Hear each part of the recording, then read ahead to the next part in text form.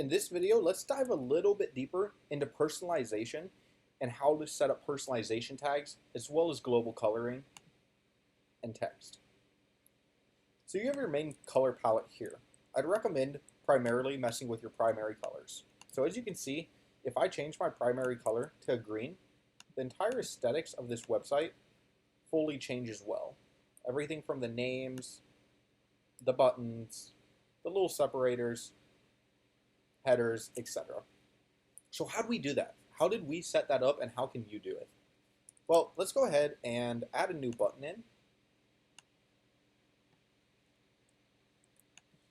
We're going to leave that blank. Let's add a little bit of spacing in here. Now, by default, the button color and everything is going to go towards your primary color. But let's say we don't want it to. Let's say we just want this button a different color. You can do that. But keep in mind, save the changes. Come here, go to color palette. Now let's change the global color to yellow. As you can see, the entire website changed, except that blue button. Well, the global colors here actually relate back to the colors on the color palette you chose. So if we were to change this right here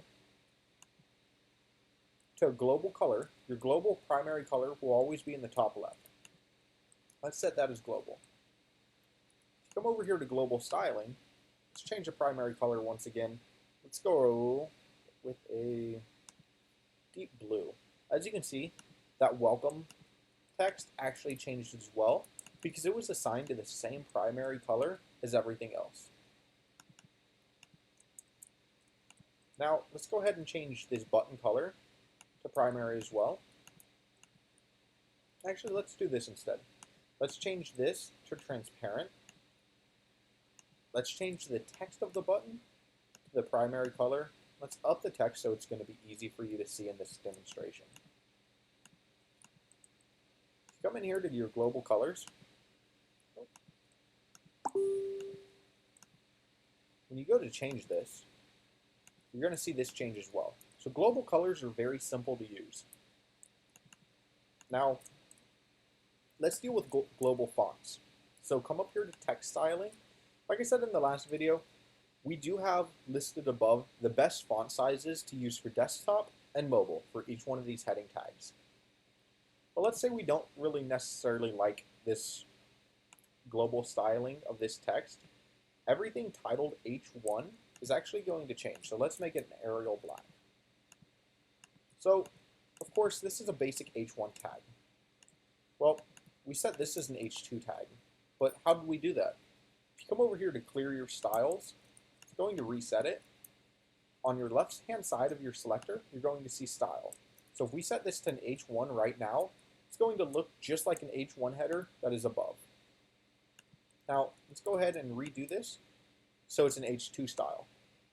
As you can see, it changed more to the H2 look. Of course, you can change these colors without an issue, and it's never going to actually affect your H tags. Now, I know we made this template look a little bit sloppy at this point. That's not a big deal. I'm not going to save any of these changes. That's the basics of using global stylings and text. So if we wanted to come in here and say we change our H2 tag, and we want something more like a Times New Roman, across the website, it is once again going to change all of the H2 tags. I'd recommend when you first set up building your website, you always set your globals before setting up anything else on this template. If you have any questions or need some help with this, just contact us.